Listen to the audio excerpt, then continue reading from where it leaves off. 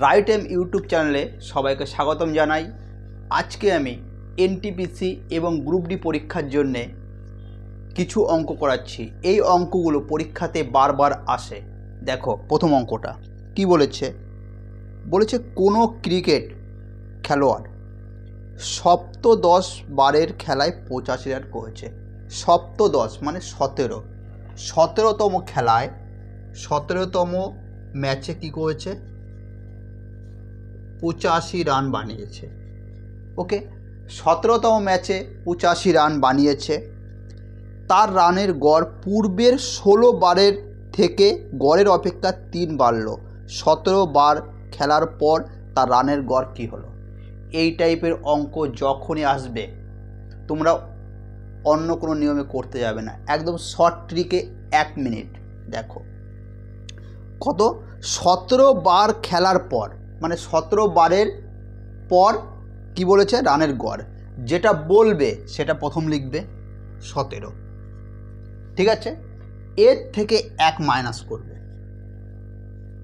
1 minus, ওকে 1 minus. এরপর দেখো যত বেড়েছে বা কমেছে সেটা গুণ। 3 বাড়লো 3 গুণ, 3 বেড়েছে 3 গুণ। তারপর কি বলেছে, এরপর কি করবে, দেখো বেড়েছে, যদি বাড়ে তাহলে কি হবে মাইনাস, যদি কমে কি হবে প্লাস। যদি বাড়ে বলেছে, এখানে কি বলেছে, বেড়েছে 3 বেড়েছে, তাহলে বাড়ে যদি হয় তাহলে মাইনাস হবে, মাইনাস। ওকে, এরপর যে রানটা করেছে সেই রানটা বসিয়ে দাও। 17 থেকে 1 বাদ দিলে কত থাকে, 16 গুণিত 3 মাইনাস 85, তাহলে কত হলো, 348, 48 মাইনাস 85 কত হয়, 37। অ্যান্সার কত হয়ে গেল, 37। এটাই অ্যান্সার, একদম পুরো শর্ট ট্রিক, টুকে নাও।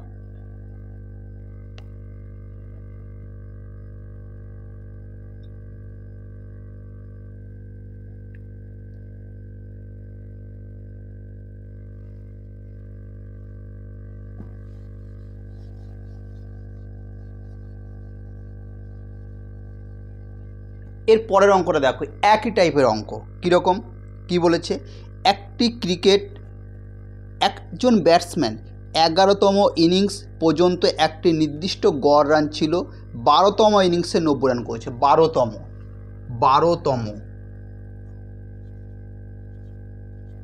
কত রান করেছে, 90, ঠিক আছে। 12তম ইনিংসে কত রান করেছে, 90। এরপর কি বলেছে, তার রানের গড় 5% হ্রাস পায় 12তম ইনিংসের পর। যে ইনিংসের পর বলবে সেটা বসাবে, তাহলে 12 বলেছে, 12 বসাও। কত কম বলেছি, 1 কম, 1 কম, ঠিক আছে। 1 কম বলেছি, যে ইনিংসের পর বলবে সেটা বসাবে, -1, ঠিক আছে। কি হয়েছে, 5 হ্রাস পেয়েছে, গুণিত 5, ওকে, গুণিত 5। এরপর কি বলেছে, দেখো হ্রাস পেয়েছে মানে কমেছে। যদি কমে তাহলে কমে কি বলেছে, কমে হলে প্লাস মানে অপোজিট। যদি কমে তাহলে প্লাস করবে, আর যদি বাড়ে তাহলে কি করব, মাইনাস। তাহলে কমে বলেছে, 5 হ্রাস পেয়েছে মানে কমেছে, তাহলে কি করব, কমে গেলে প্লাস করব। আর বলেছি 12তম ইনিংস, তার রানটা বসিয়ে দাও 90। তাহলে 12 থেকে 1 বাদ দিলে কত থেকে 11, 5 11 55 যোগ 90 কত হয়ে গেল, 145। হলো 1 মিনিটে, একদম পুরো 1 মিনিটে হবে অঙ্কগুলো, টুকে নাও।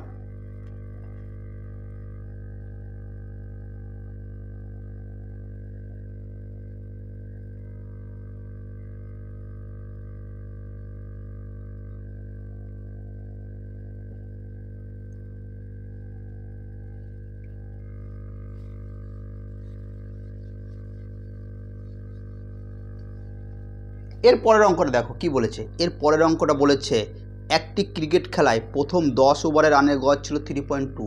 10 ওভারে গড় কত ছিল, 3.2। তাহলে 10 ওভারে মোট রান কত, 10 গুণিত 3.2 মানে কত, 32। 10 ওভারে একটা মোট রান,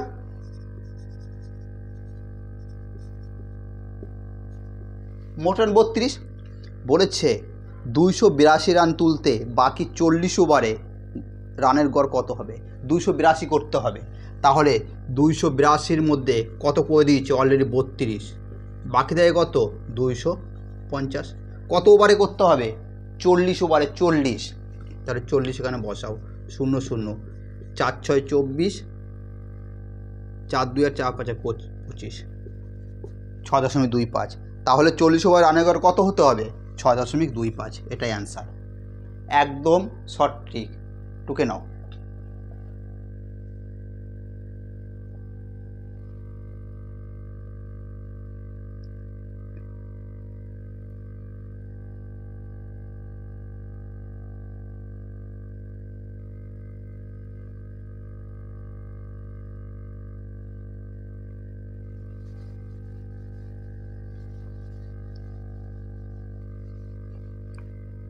এর পরের অঙ্কটা দেখো কি বলেছে।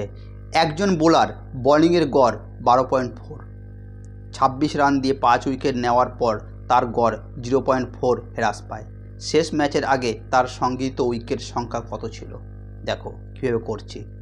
একজন বোলারের বোলিংয়ের গড় 12.4, আর কি করেছে? 26 রানে 5 উইকেট নিয়েছে। তাহলে আমি এখানে করছি 26 রানে কি করেছে? 5 উইকেট নিয়েছে, মানে কত গড় কত দেখি? 5 5 25, 2 বল 26 রান দিয়ে 5 উইকেট নিয়েছে। 26 রান মানে প্রতি উইকেট নেওয়ার জন্য তাই কত রান দিয়েছে? 5.2। ওকে, এখানে দিয়ে দাও, বসিয়ে দাও 5.2। ওকে, আর বলেছে এই যে 26 রানে 5 উইকেট নিয়েছে, 26 রানে 5 উইকেট নেওয়ার জন্যে তার গড় রান 0.4 হ্রাস পেয়েছে। তার গড় রান কত ছিল? 12.4। গড় রান ছিল 12.4। গড় রান কত ছিল? 12.4। কত হ্রাস পেয়েছে? 0.4। তাহলে এখানে দাও 0.4, মাইনাস করো, কত হয়? 12। অ্যালিগেশন মেথড করে দাও। ওকে, অ্যালিগেশন মেথড করে দাও। দেখো এটা থেকে এটা বিয়োগ করে কত থাকে? 0.4। 12 থেকে 5.2 বাদ গেলে কত থাকে? 6.8। 6.8। এবার দেখো এই দশমিক উঠে গেল, একটা আগে দশমিক উঠে গেল। তাহলে 4 একে 4, 4 17 68। 4 17 68। কী বলেছে? যে শেষ ম্যাচের আগে তার সংগৃহীত উইকেটের সংখ্যা কত? শেষ ম্যাচের আগে, শেষ ম্যাচ কোনটা ছিল? এইটা। বলছি এর আগে এটা, এর বের করতে বলেছে কত?